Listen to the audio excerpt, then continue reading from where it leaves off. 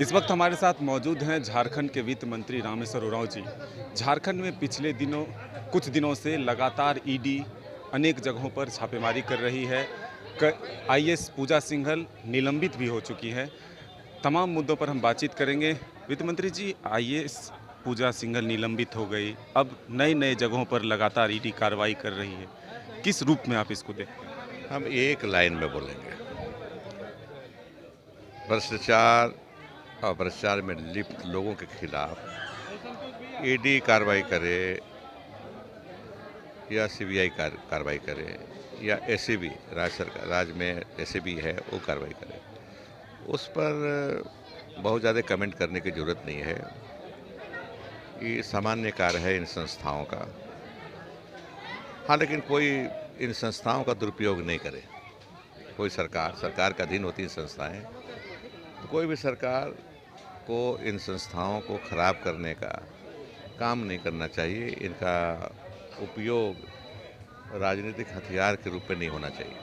लेकिन अगर भ्रष्टाचार के विरुद्ध में काम हो रहा है, भ्रष्टाचारियों के विरुद्ध काम हो रहा है, तो उसका तो कोई कमेंट की जरूरत नहीं हो, तो उनका काम है, इसीलिए बने हुए हैं। ईडी इसलिए बनी हुई है, सीबीआई संस्थाएं बनी हुई है, एसीबी भी बना हुआ उसी के लिए। तो अपना काम नहीं करेंगे तो क्या करेंगे? लेकिन एसीबी को लगता है कि और एक्टिव होने की ज़रूरत है, तभी जाकर के जो भ्रष्टाचार है उस पर लगाम लगेगी। और अगर एसीबी पहले काम करती तो फिर ईडी की ज़रूरत यहाँ नहीं पड़ती। मैं आपके समर्थन में बोलूँगा। मैं पुलिस विभाग में रहा हूँ। एसीबी को, एंटी करप्शन ब्यूरो, वहाँ तो विजिलेंस कहते थे, स्टेट विजिलेंस बिहार में काम करते देखा है। डिस्ट्रिक्ट मजिस्ट्रेट को कम से कम मैं जानता हूँ 2 डीएम को ईडी पैसा लेते हुए पकड़ी, जेल भेजी, चार्जशीट की, डिसमिसल उनका हुआ, मैं जानता हूँ बिहार के दिनों में। झारखंड में ऐसा एक भी उदाहरण नहीं है, एक भी उदाहरण ऐसा नहीं है। मतलब हुआ कि एसीबी जो वर्तमान में है वो मजबूत नहीं है। पूछता हूँ लोगों से, बोलते हैं कि पदाधिकारियों की कमी है। तो मैं ये चाहूँगा कि एसीबी को मजबूत किया जाए, ताकि यहाँ के सरकारी महकमे में जो लगे हैं लोग, वो भ्रष्टाचार में लगे रहें, भ्रष्टाचार गतिविधि में लगें, तो उनको पकड़ने का काम एसीबी करे। ये मैं चाहूँगा, मजबूत होना चाहिए, इसमें दो मत नहीं। बीजेपी के एक नेता लगातार ट्वीट करते हैं और इसको लेकर के विरोध भी हो रहा है। लगता है कि कहीं ना कहीं कार्रवाई से पहले ही जानकारी मिली। देखिए, उस पर क्या कमेंट करें, वो अपना काम करते हैं। वो ऐसा करके लोग कह रहे हैं कि ईडी को भी बदनाम कर रहे हैं कि ईडी इंफॉर्मेशन पास कर दे रही है। हालांकि ऐसी बात नहीं है।